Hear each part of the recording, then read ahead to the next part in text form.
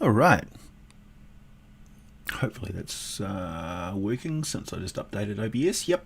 There we go. Pop out the chat.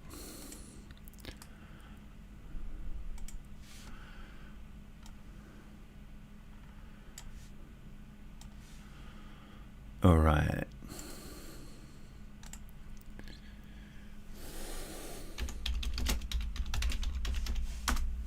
Good morning, everyone. It's another beautiful day in New Zealand.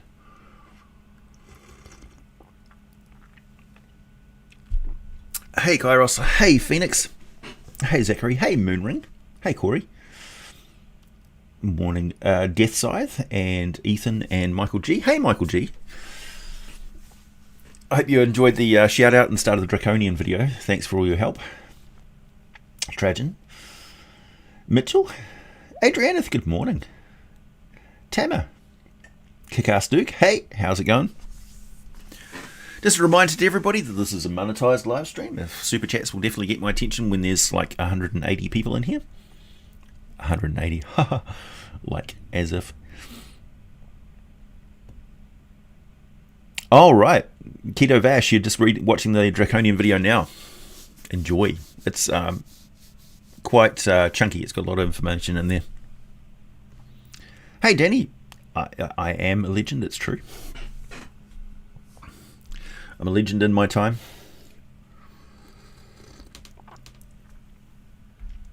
I'm so glad I get to make some streams again, Josh. Hey, Lucas. It's been a while, yeah, but I see you on Facebook all the time. Well, any further advice you've got on all things Dragonlance for me, Michael, is much appreciated, because I'm kind of fresh to all the lore. I read some of the books when I was a kid, you know, like most people did who are into D&D. But, yeah, I can't say that I retained a lot of the background information on like what the Dragonlance Wars and stuff are all about.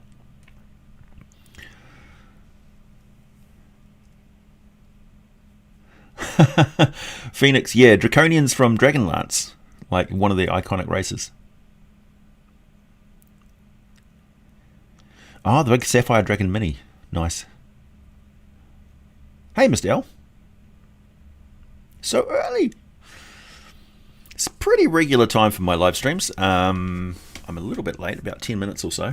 I had to feed a kitten who will not be making an appearance on the live stream just yet, because she's still just a baby and she's likely to attack the microphone or something. It's her very active time of the day.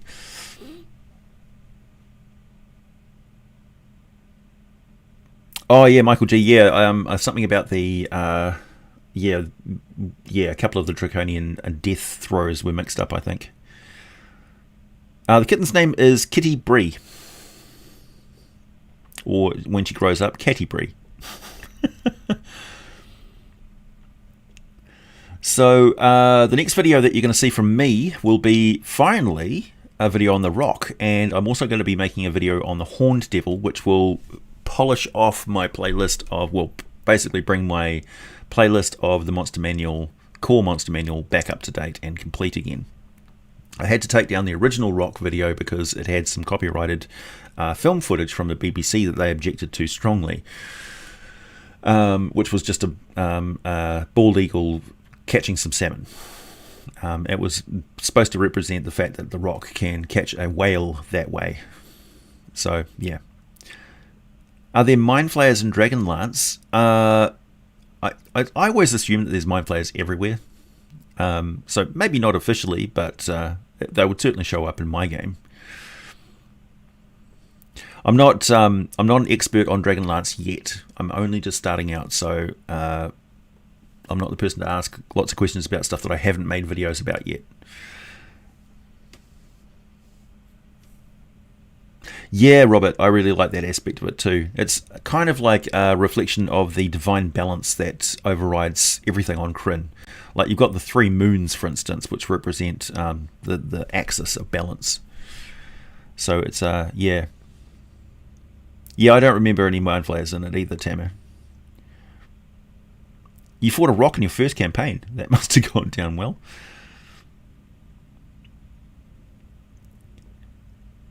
BBC is suggestive. Why are they suggestive? Oh, suggestive of. Yeah. Hey, Brian.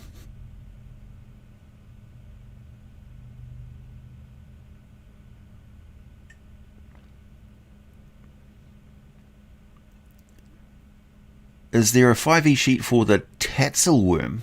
I don't know. I don't know.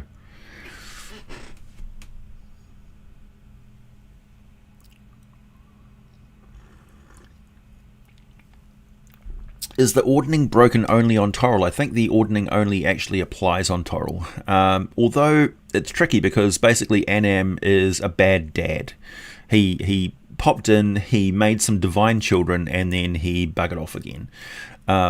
He didn't really, like, the mortal giants are really not much of his concern. He's a overgod in potentia, so he could potentially be an overgod if he stuck around, but really all he does is has lots of philandering affairs with smaller deities and then pisses off. Essentially, that's what he did. And when he comes back and he finds out that the giants have lost to the dragons pretty much, and their civilization that he set up is pretty much gone, and they're not the dominant race on the world, the tiny weeny little humanoids are, yeah, he was just like, you guys are pathetic.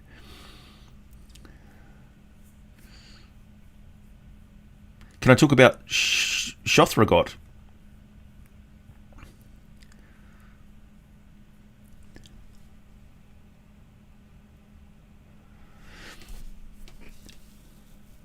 Hey, the Disonic Yard.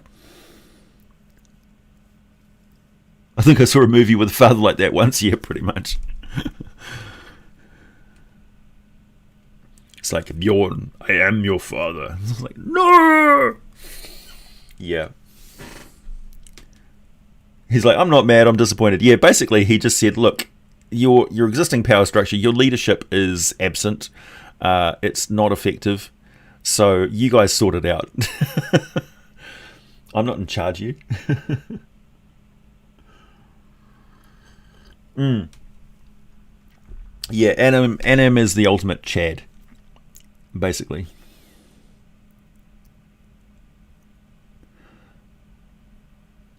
Whoa! Hey, Rich Cole. Giving you what you deserve. Thanks. I think tried thinking of a question to ask and saw My Heroes Feast cookbook. Have you read through it? I enjoyed the tavern menus and of course the recipes.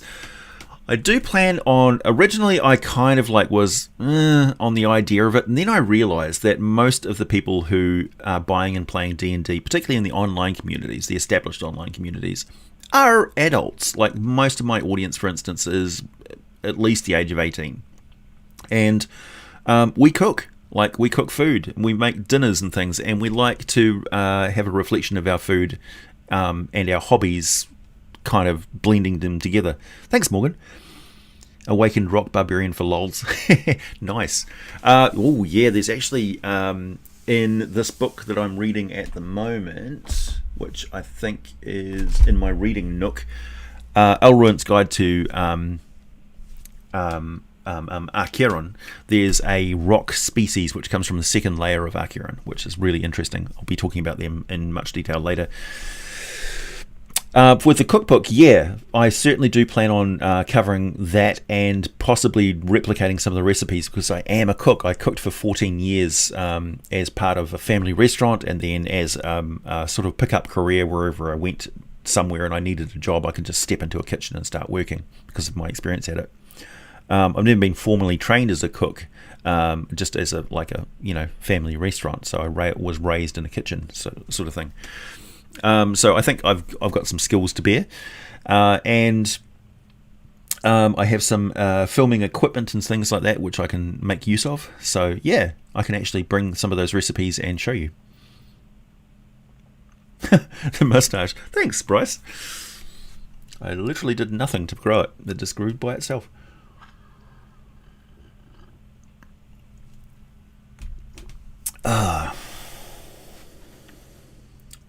What's up, Kyle? Did you ask a question that I missed?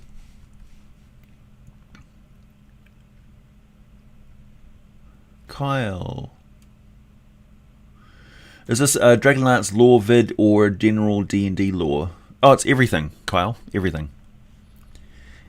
It's not even just D&D. It's every RPG that you want to ask me questions about. Hey, thanks, Bilbo Baggins. I've been looking to do a Dream Space campaign. I was looking at the Dalquor Dream Realm from Eberron. Are there any dream planes from D&D that you're familiar with ever run a dream campaign? Yeah, there's actually officially a a parallel dimension, much like the Shadowfell and the Feywild, which is the Realm of Dreams. The best resource I think you can find for that is, again, the Ulruant series, Ulruant's Guide to the Planes, or basically the where is it? I actually printed it out somewhere. Is it this one? No, that's the spawning pool of the elder things. Oh, it's around somewhere. Man, I've got to organise my space. Where did I leave it? Anyway, I've got this big pile of printouts from Elrond's Guide to the Planes. Oh, here it is. Is this it? No, that's the second part of the older things. Ugh. I don't know. I left it somewhere. Where did I leave it? It should be right here. Anyway, the Realm of Dreams is essentially a parallel plane that you can step into. So there is information on it. It's on the DM's Guild. Codex of the Infinite Planes is what you should be looking for. Search the DM's Guild for Codex of the Infinite Planes and you'll find something on it. Hey Daniel, thanks. Hey Travis. Do I know anything about Pandorum and where he came from? The name rings a bell. Is this an AJ Lorvid question? I didn't really like growing a beard, but hey, it's growing on me. Yeah, exactly. How's the Kickstarter coming along? Very well. The next 2 batches of test samples are on their way, being shipped over from China right now. And the other products are in the bag, essentially waiting for me to send over some funds so that they can produce the molds and then send over some test samples. Essentially, I'm setting everything up so that production is essentially ready to happen. There's no delay with the Kickstarter with design and all that sort of stuff. So I'm basically making sure that everything is ready to go, and as soon as the Kickstarter launches and people start putting in their orders and stuff, then I essentially work out how many production runs of each product I have to do. So the tiers and stuff and the funding of the Kickstarter will be related to shipping and the runs of 2,000 of each product that will be produced by the manufacturer. And since I'm hopefully using the same manufacturer for everything, and I've got somebody on the floor over there who's essentially my agent over in China, I'll be able to sort it out. Also, the benefit of living in New Zealand is I could probably travel to China and actually visit the manufacturing facilities and stuff and then come back again, because obviously our relationship with China is pretty good right now in New Zealand. It's okay. It's certainly better than Australia. So, yeah. Man, Australia, you got to sort your shit out. It's like you don't want to pick a fight with China for no reason.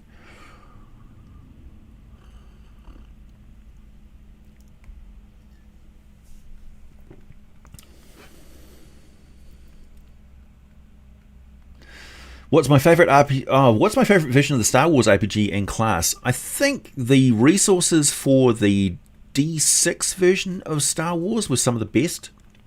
Particularly their Alien anthology books and things like that, and their equipment books were much better.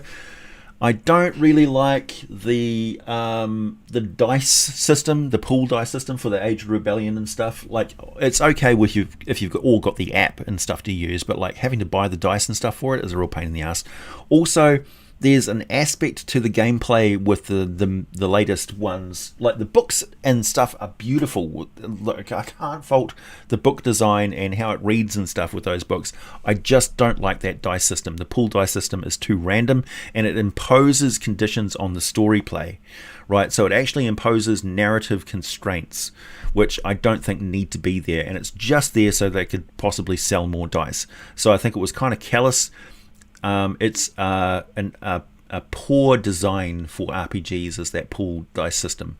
Like GURPS, like did we not learn enough about how many dice you need for GURPS, for instance? So that's my thoughts.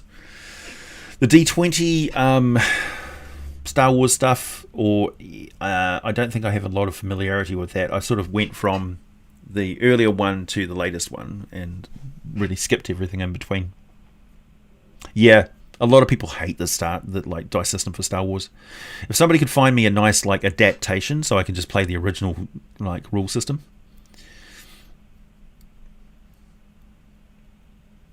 Oh, interesting. Trajan's comment of "Screw China" was censored by YouTube. I didn't censor the word "screw." I think that's just been censored because they don't want China offended. It's like China's not watching YouTube. YouTube.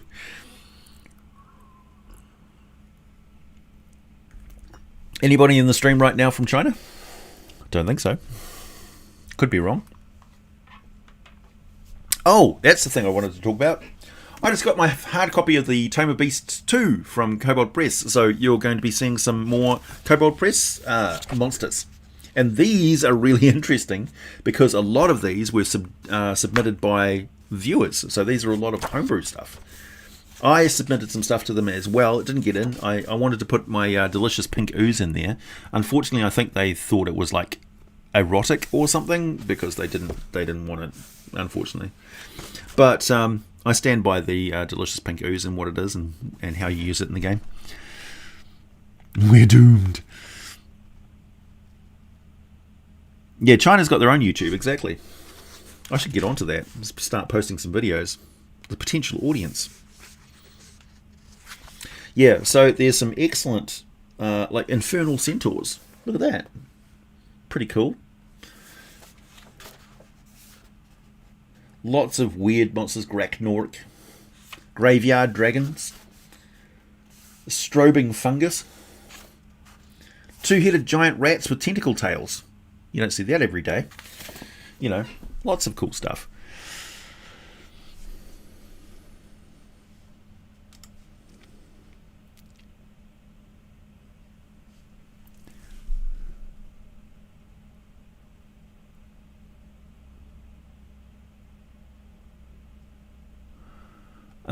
Dig under. No political comments.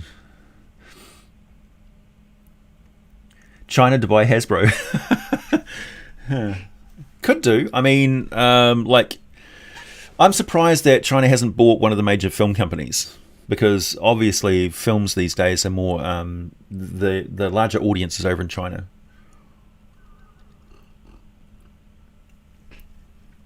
Can Guanadao challenge AO? No.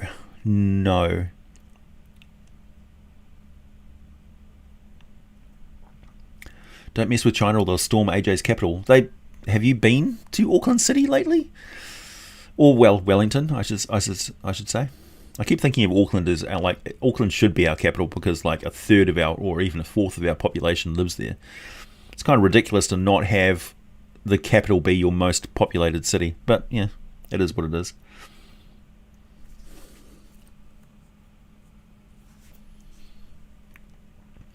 Have I ever played Call of Cthulhu? Do you rate it? Yes, I do, and yes, I have many times, and I really like it. I like it like I like crayfish. Like, I can only eat so much of it, but I really enjoy it when I do eat it. So I wouldn't play Call of Cthulhu every day. I can certainly play D&D every day. But I like Call of Cthulhu every now and then, because it's got a specific vibe to it. Like, you could run a Call of Cthulhu D&D campaign, for sure. It's a style of play more than anything. Learn Chinese? Possibly. I could.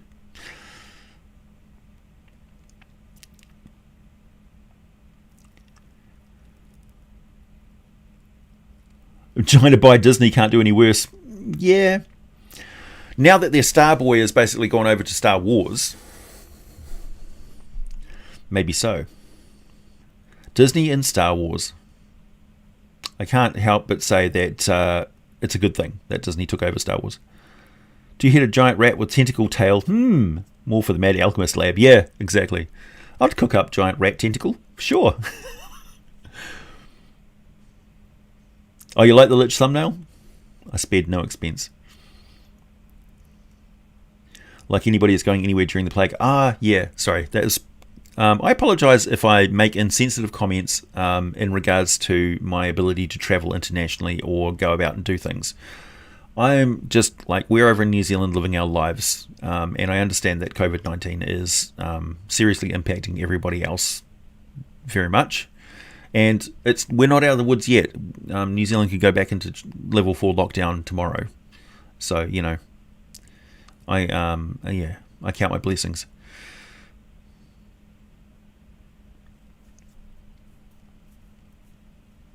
Strobing mushroom provides both the things provided needed for a rave. Yeah, drow raves should be a thing.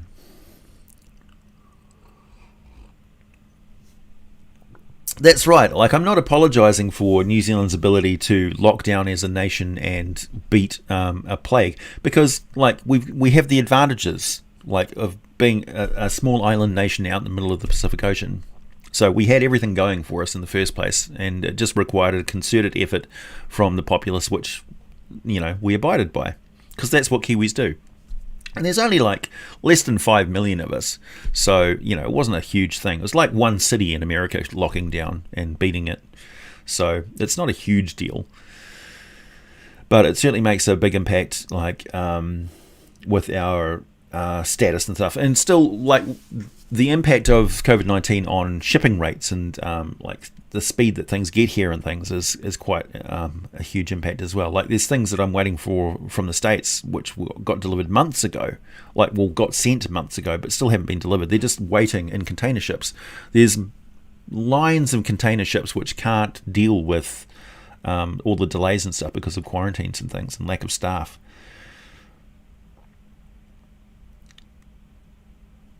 Probably dig under.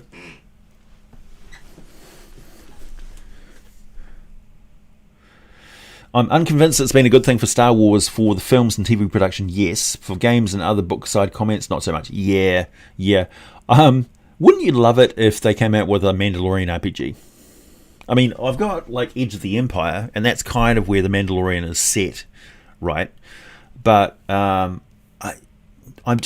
can't help but feel that the creative directors and stuff behind that, there's got to be some role players there. There's got to be some RPG buffs in that cast and crew, and particularly the director pool that like makes that sort of stuff. If I can invite Taika Waititi over to my place to play D&D and play a bit of Star Wars, I absolutely would. I'd get him hooked onto it, no problem. Also, we both rock moustaches, so.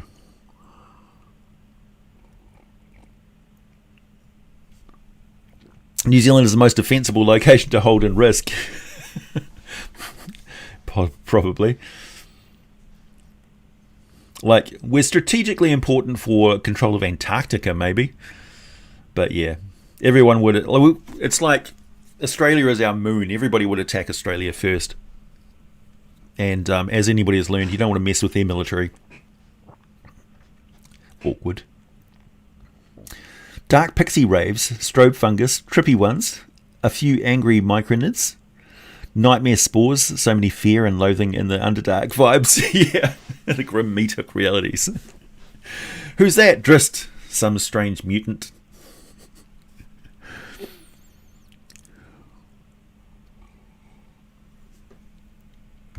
Yes, you'll come. You'll play D&D with moustache, yes?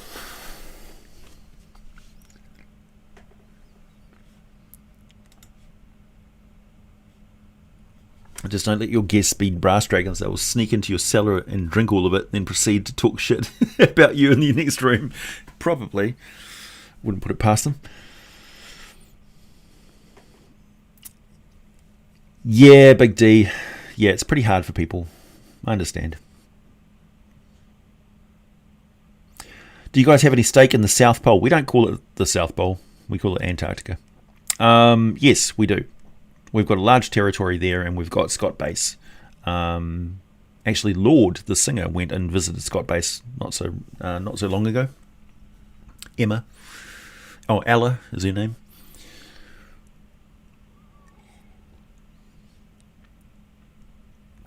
Unless you're an emu.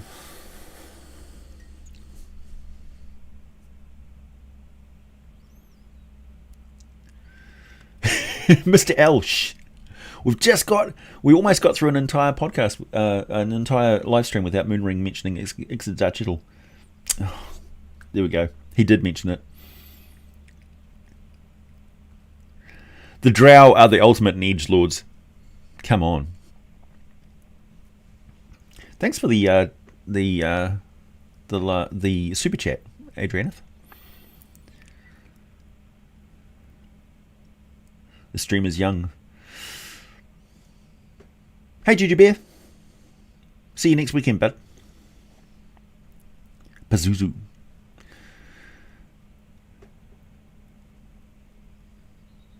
Yeah, Antarctica is international territory. It's also supposed to be a conservation area, and there's a bit of beef between New Zealand and Russia at the moment about their fishing trawlers going in there.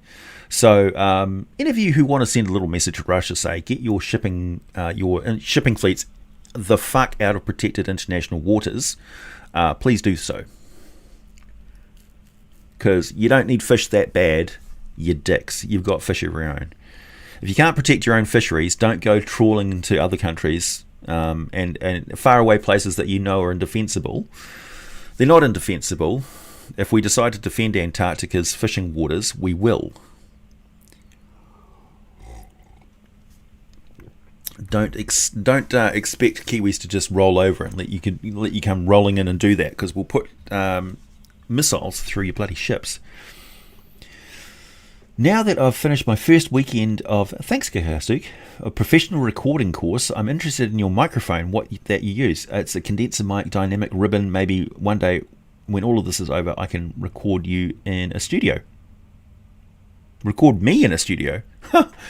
This is a Raspberry by Blue, the company that makes the Blue Yetis. I don't think they still produce the Raspberry, which is a pity because it's a fantastic little USB.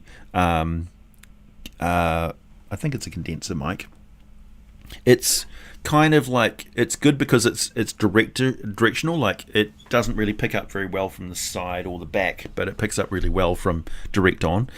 The Blue Yeti is more like a conference mic, which is designed for a lot of different uses. So if you have it sitting there and you've got people sitting around a table, it picks up from every direction. This one is, I can sort of point it at my face, or point it just off my face, so the pops and whistles and stuff are coming past it.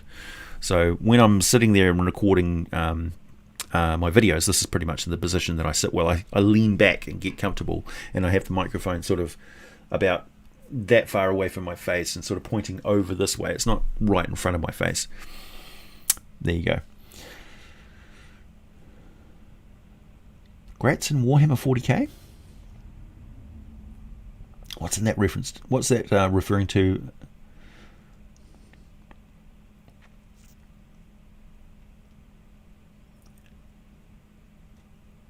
Yeah, Russia doing shady things in protected areas. Who would have thought? When playing Rifts, what is New Zealand like in your home game? It's never come up. Nobody's ever gone to New Zealand in my games. Not once. I think the closest I've ever had is a hero who was from New Zealand in a Heroes Unlimited game. That was it. Silverfern.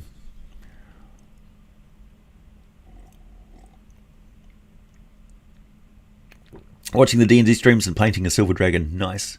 Aussies and Kiwis don't mess around. It's like angering a nice man. Yeah, exactly. Exactly. It doesn't matter how big the country is. It's just a shipping vessel, right? So if you come over, it's just a fishing vessel. If you come over here with a fishing vessel, we will board it, we will arrest the crew, and we will impound the ship. And then if you start loading your military ships up and coming over and flying over us with jets and stuff, we'll just wave from the beach with a Mai Tai saying, "Hi, attack us," and then you've got the Five Eyes network on your ass. the UK, Canada. Shit, even Argentina would start rattling their sabres. You don't attack New Zealand. We haven't done anything to deserve it. We haven't got anything that you want. The only thing that you would be attacking us for is our moral imperative to protect the fucking biosphere of the planet from your rapacious actions. And if that's your reason for attacking us, guess what? You're the bad guy. So, yeah. Oh, yeah, don't get me wrong. I've got nothing against Russian people. Shit, they're awesome. Never confuse politics with actual people. Politicians aren't actual people.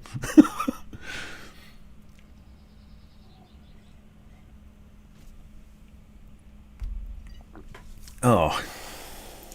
Kiwi declaring war on Ruskies. Nuke him, the mouse that roared. Yeah. Sure, anybody could wipe us out with a nuke.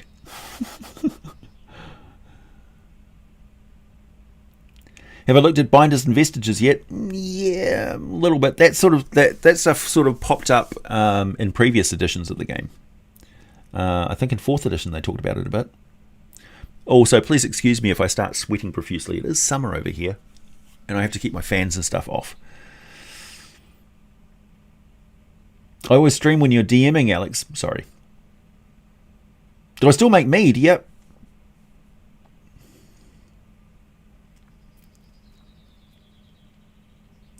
We want sheep for wool.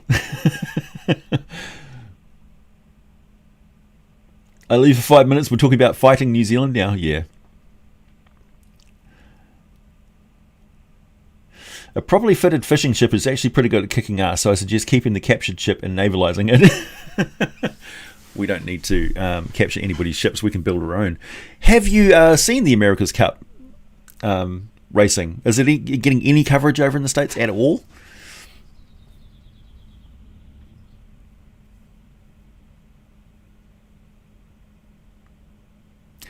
The most dangerous weapons Australia and New Zealand have ever had, your strategic reserve of terrifying spiders.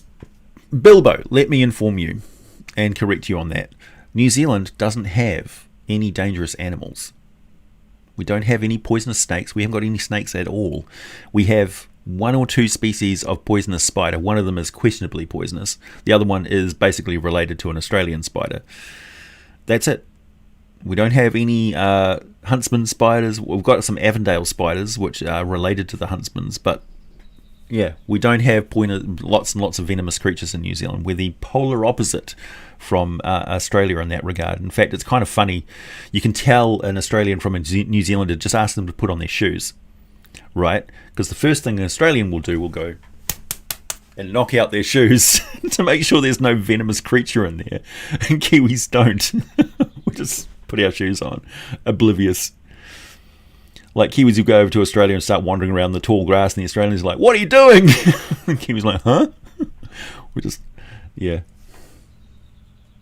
Oh, the Demon Lord grassed in 40k. Is he kind of like, he'd be an aspect of Slaanesh, wouldn't he? Kind of seems that way, like a high level demon of some kind. You got a ginger beer on the brew, nice. No, Kiwis nuking Russia, not the other way around. Yeah, well, apart from our anti-nuclear policy, I mean, we're a technologically proficient nation. We've got our own rocket lab, for instance. We launch missiles up into space as a private company, but we don't have a military system with missile capability and stuff. We could probably produce nuclear weapons pretty quickly, but we don't have nuclear power stations or anything like that. We don't have sufficient stocks of fissionable material to produce nuclear weapons. We could probably buy a nuclear weapon or borrow one from somewhere else. It's like, hey, Australia, can we borrow one of your nukes? And they'd be, yeah, no worries. No rabies in New Zealand either. Yeah, that's true. You have been misinformed. Now you are informed. Coverage, yes. Advertised, no. Yeah. So I suggest anybody who's interested in the sort of technology that is that we're pulling and putting onto the table in New Zealand, like the sort of stuff we're capable of producing here. Look at the America's Cup yachts. Those things are crazy. New Zealand has death sheep. Well, we've got cloned sheep.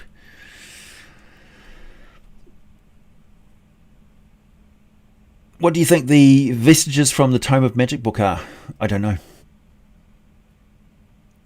Yes, we do have praying mantises. We've got 1 or 2 species of them.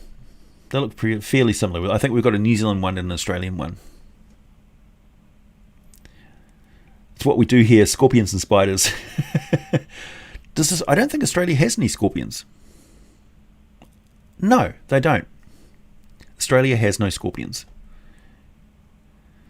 Does our country? Yeah, our country's got a military. It's mainly used for peacekeeping operations. Like we were in Afghanistan, for instance. The Kiwi forces were some of the first into the Desert Storm operation. We took one of their airports, I think it was.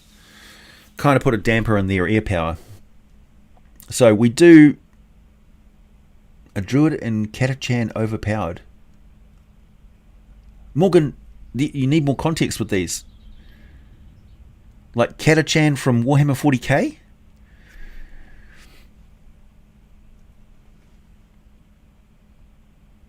Is solar, wind and tidal power big in New Zealand? Yes, it is.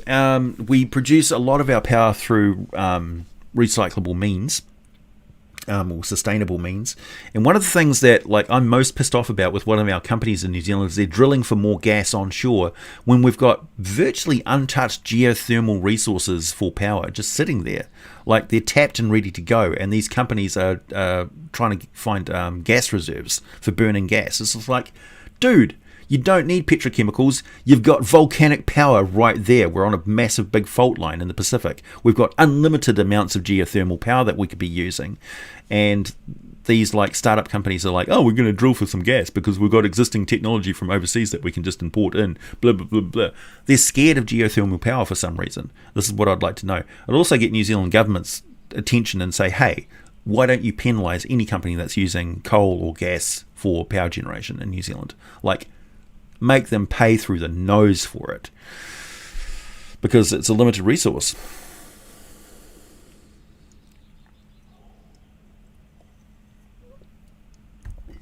Thanks, Fuego. Hey AJ, this is the first stream of yours I've joined, and I just wanted to tell you I thank you for all the lore and monster videos that give me lots of entertainment. Oh, you're most welcome. Thank you very much for the super chat. What about a druid? That caught my ear. Yeah, I don't know.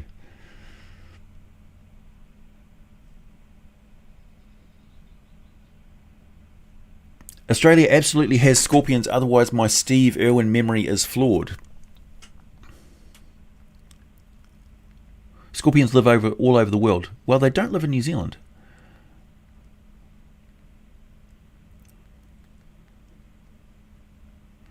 Oh, yeah, we've got weta, which is it's a wood-eating, looks like a grasshopper, but it's a wood-eating, boring insect. Not boring as in dull, boring as in boring into wood.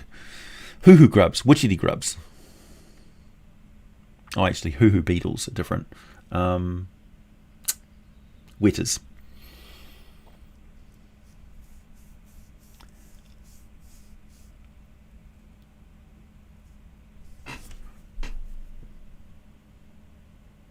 Hey, not a dog.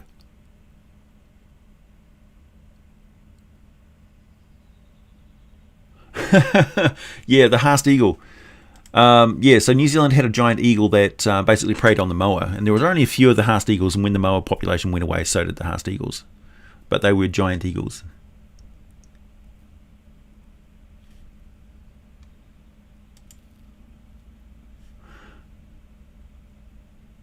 Oh, a druid controlling the wildlife in Catachan in 40k. Yeah, that would be weaponized, right? Because Catachan is a nightmare planet with jungles and stuff like that will kill you. Who do I think is the best demon lord, if I may ask? Demogorgon. Like, all the other demon lords really piss around.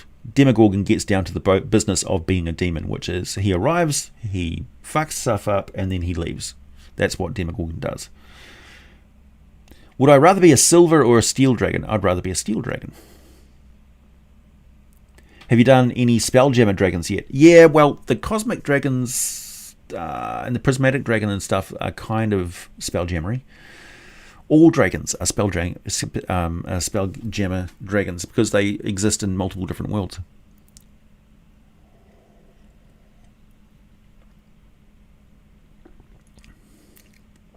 Corporations are predators, they go for easy prey. Yeah.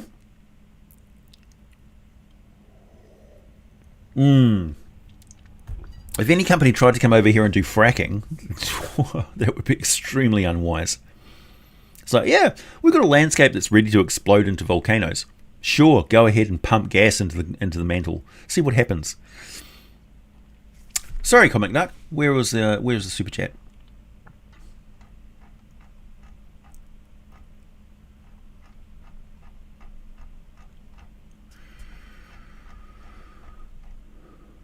Hey AJ, thanks Comic Nut. Hey AJ, question on the cult of Thune. Do the Mind Flayers in the cult ever have their own Elder Brain, or are they totally on their own? Yes, there are Thune Elder Brains, as far as I recall. Yeah, there are Thune Elder Brains, but they've got a different sort of structure of things. They have different mutations that they use. But you can have Thune Elder Brains. Sorry for missing the super chat. Whoa. Where are we?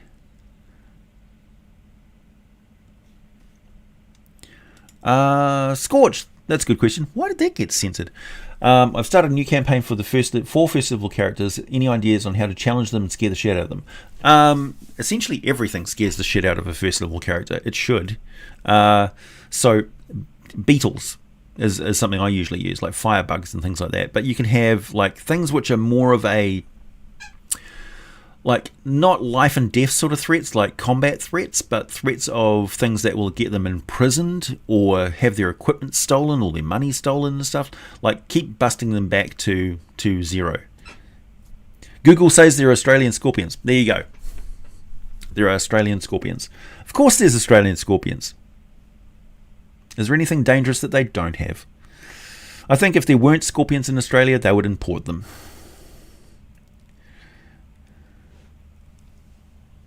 Can planets be added to Bartor to add a new layer to Hell? By the way, any aberration videos in the lineup? Yeah, there's always aberration videos in the lineup. I actually had an interesting conversation with a guy about my Avernus video where I was talking about it as a planet.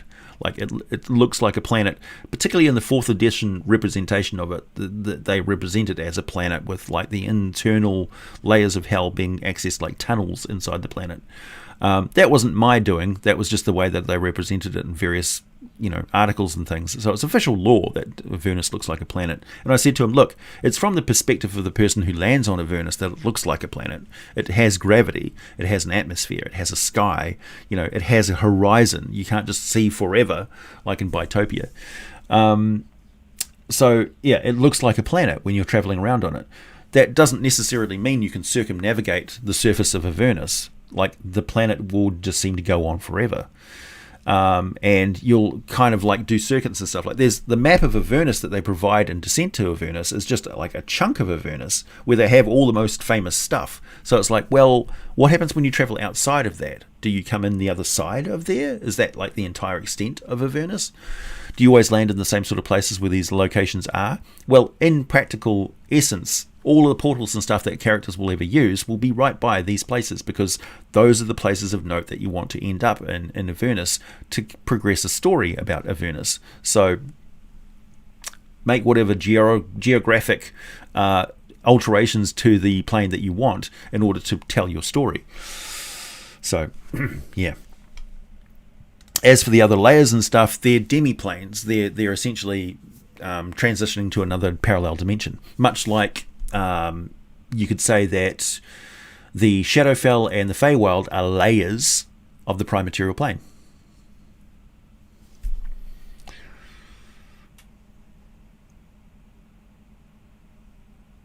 Dishonored Coward, no, we don't say that. You don't like the 4th and 5th edition version of the Mind Flayer. Well, how's it that different from Bruce Cordell's original vision of the Mind Flayer? I'd like to know, Thomas. I find that interesting. Melbourne seems... Yeah, Melbourne is pretty. Also, very little insects in Melbourne that I noticed. Like, I was over there for PAX just last year. and it was quite nice.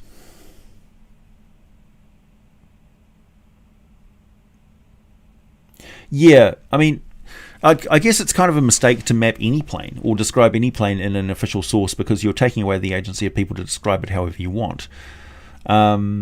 Descent to Avernus, like particularly with the war machines and things like that, had a very Mad Max Fury Road feel to it. And I don't know if that's necessarily that accurate. But Avernus is constantly changing. It's a battlefield. It's a war zone. And one of the interesting things is they keep talking about Avernus being invaded by demons and things like that. Like, it's not necessarily a good idea for devils to fight demons on Avernus, because they can die on Avernus permanently. And why would they want to do that? So I would think that the first thing they would do is, whenever a demon shows up on Avernus, is plan a portal it out of there and fight it somewhere else. Thanks, Adrianeth. Man, you're like showing up, everybody. Looking into using a lunar dragon for a big bad. Only came down to a planet during the full moon cycle of its home base. Planet with multiple moons. What would you suggest to use as minions beside random lycanthropes? There's like moon cows, I think. I think they're in D&D. Bats.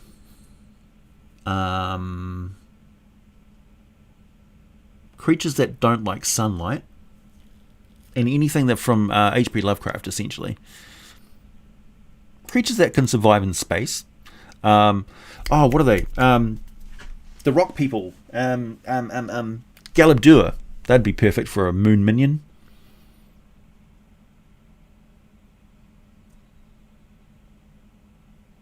What if a Tarrasque underwent Ceramorphosis? There's no possible way that a tadpole could metabolize that entire body. It just wouldn't work. No possible way. In my game. What do you have to do to enter Elysium?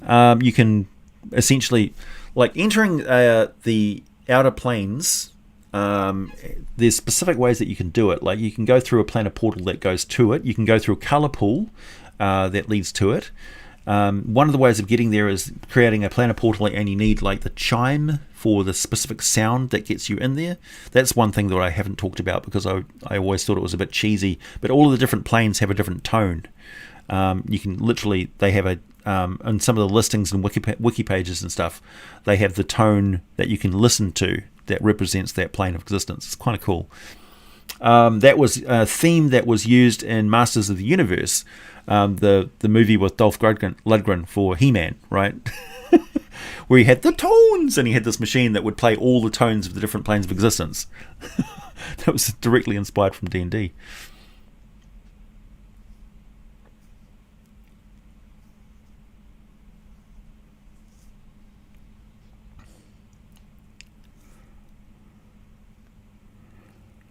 Everybody wants me to make videos on the Kitsune. Yeah, MCDM shirt. Represent. Crossover in the future. Hardly. Shout out to Matt Colville. If he ever wants to do a collab, I'm right here.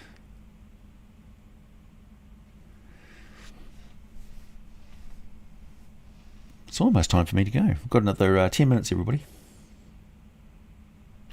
That's a good question, Cody. Would I rather spend eternity in Arcadia, Mount Celestia, or Elysium? Arcadia, no, because it's too orderly for me. I would find it boring. Mount Celestia it's literally a journey. And Elysium is essentially, I'd go to Elysium. 100%. 100%. I'm a very lazy person. I know it doesn't seem much like I am, because I do a lot of mental activity and stuff, but like movement and things like that, and food and relaxation, I relax hard. So Elysium for sure. Thanks, Kastuke. Need to shout out my friend who is getting into D&D for the first time. He wrote up Barbarian, who was raised by wolves that killed his family. Then he killed those wolves. Then after sold into slavery, he started a revolt. You mean that sounds a lot like Conan the Barbarian, kind of. I like it though. What's your friend's name? He-Man versus the Thundercats. I'd pay good money to watch that. There are devils that become demons, AJ. Yep, it's true. Do you think that Hasbro is going to sell off Wizards of the Coast? I don't know. I actually don't know. I don't know. Could do. That would be interesting. There's a chance, maybe, that Wizards of the Coast would buy itself back. Possibly. If I remember my Fiendish Codex... Hey, Lysander. If I remember my Fiendish Codex correctly, the reason that devils rain from the sky in Avernus is precisely because devils are immune, but demons mostly just resist fire. Do they?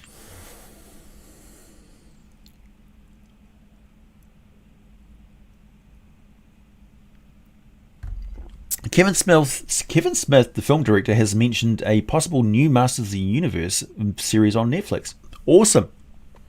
I would trust any franchise in his hands. Any ideas on what night hags might do with tadpoles as a replacement for lemurs? Oh man. The possibilities are endless. That's an interesting idea. How ballsy would Auril have to be at the height of her power? Kitten's destroying something. Kitten sense is ringing. Sorry, I missed that question. The Horn King wants to know if demons can become devils. Yeah, no, not really. Devils could become demons, maybe, but I don't think it would work around the other way because demons are always an aspect of the abyss. They're corrupted elementals. If you look at them as corrupted elementals from another universe, then you would understand why they can't become celestial. Unless, don't forget that a pantheon got swallowed by the abyss and created some of the new devils. Some of the new demons, they've got a lot of mental stuff going on with those. So it's an interesting idea. I think what would happen is you'd have to have some sort of dream demon or spirit. It was like some sort of corrupted dream demon, like a Freddy Krueger type thing that tried invading like the realm of dreams, and in doing that, it could become some sort of dream aspect that could cross over into a celestial plane. And if it didn't instantly get destroyed by the celestial forces, because that's very much a no-no, you've got a possibility that it could actually be influenced by the upper planes. Do I know anything about the Bionoid from Spelljammer? No, but I can find out. Can you talk about Coprus? Yeah, I suppose so. Will I do some more Palladium stuff? Yep. How long is it until December? Or November? Truth is, I just do whatever I want when I want. How many avatars does Asmodeus have, and can you make a video about his lore? You touched briefly, but not in depth. Yeah, I suppose so.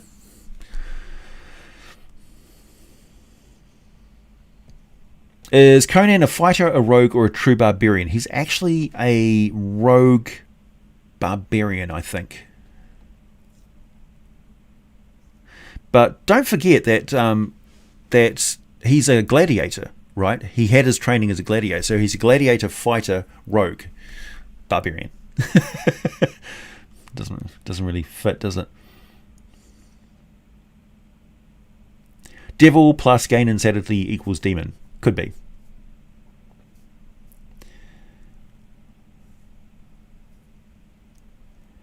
Wouldn't Asmodeus be completely against Tanari and Abyssal Fiends becoming demons because of the origin of the Blood War? Yeah. Yeah, Succubi are kind of up in the air. They're more like mercenaries.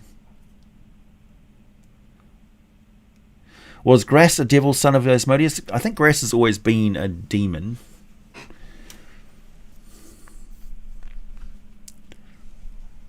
Up to 62 likes. What?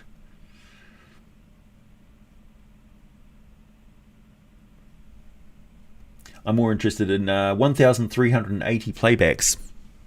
So there's more people watching the stream than there are participating. It's always interesting, the stats for stuff. 10 levels of rogue, 10 levels of a barbarian. So he might have, like, start off as barbarian, right? Uneducated youth, slave background. Then he was raised in basically as a gladiator, and was trained by the finest sword masters, so fighter. And then he took up as a wanderer across the wilderness for many years, so barbarian. Then he met up with Subutai and behaved like a rogue. So rogue in his later career.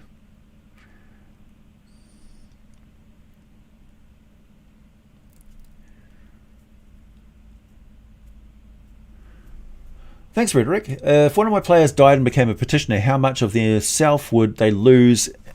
Oops, you're getting scrolled out. How much of that would they lose dependent on their god? So what happens when you become a petitioner, so essentially become a soul, right, is your memories of your life are voided. They're basically wiped away. And what you're left with is your likes and desires and your general personality traits. So it's like you've been amnesiaed, blanked. So you don't recognize people or things like that you knew. You're not interested in what you just left behind, because otherwise souls will be like, no, I need to go back and blah. So it was just generally wipe the memories and concerns of the mortal world away. So the character's experience of things is wiped away. So they're basically just left as a level 1 petitioner. And all of their personality traits, their alignment and their likes and dislikes and stuff is brought forward. So they're recognizable as the personality that you knew. Like, they seem like that person, very much so, but they just don't recognize you, and they don't understand what stuff were. They do have emotional connections, though. So they would recognize the emotional connection to somebody. They'd be like, we were friends. And that's one of the things that I talk about when you're resurrecting a character. It's better to say, I need you, like, I need you as a friend, rather than talk about specifics of why they need to come back because of the plot that's happening. They won't remember the plot, but they will remember the friendship with that person, and they will remember family and love and emotional stuff. Yeah. Evil souls, evil characters getting resurrected might be different.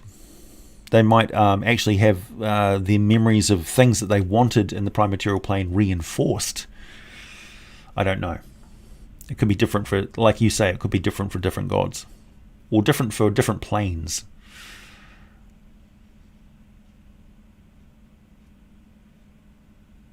Conan is a goon rogue at best. Well, he's kind of goonish in the movies, but he's not goonish in the books. Hey, TJ.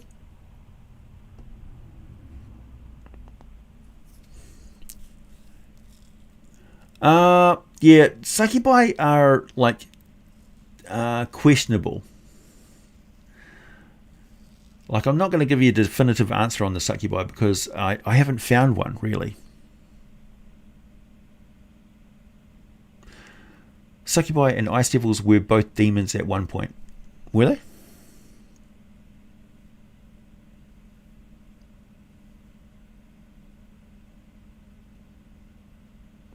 In the second edition Conan D&D Adventures, he was listed as a fighter thief. But all things evolve. Yeah. Grass was definitely a devil before he became a demon. Yeah, we're talking about ancient history, though. Like, thousands and thousands of years ago.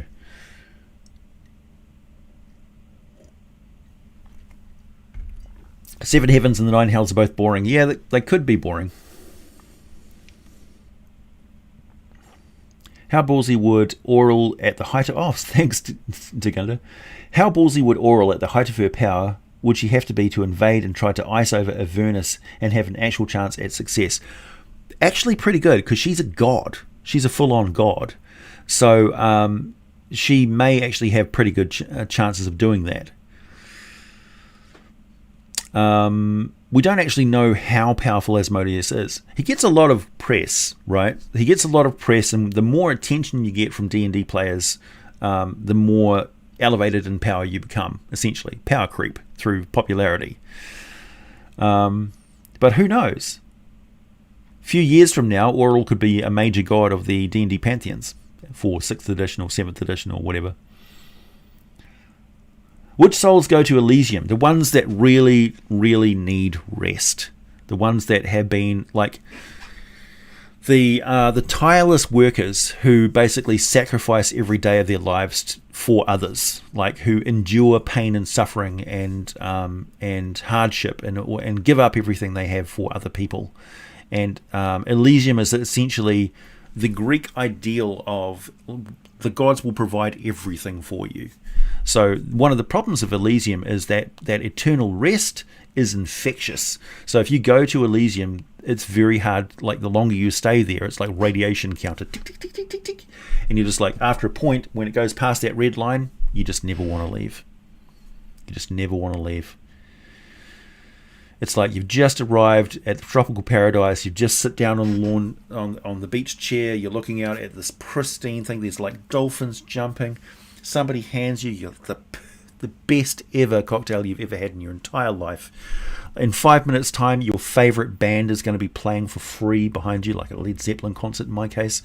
There is free shrimp on ice with Thousand Island sauce. It's just absolutely perfect. And somebody wants to take you away from that. You're like, no. I just got here. Like, no, man, you've been here for 100 years. Huh? That's Elysium. Well, in Elysium's case, it's like you lie down in this wheat field, and there's this. It's just beautiful.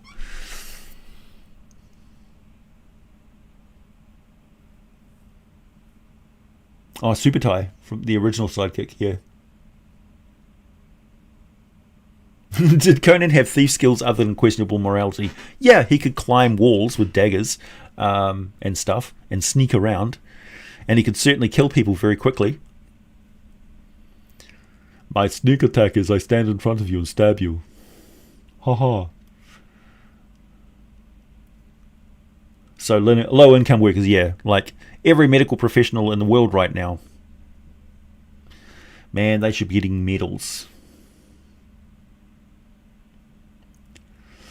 Well, it's time for me to go.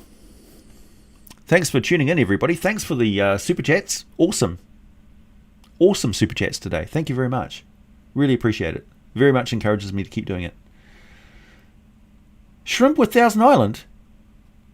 Dude, have you never had shrimp with Thousand Island sauce? What is wrong with you? It's the basic ingredients of a shrimp cocktail. Anyway, don't get into conversation with a Kiwi about seafood. Catch you later, everybody. Finishing off the last gulp of coffee. Time for me to get back to work.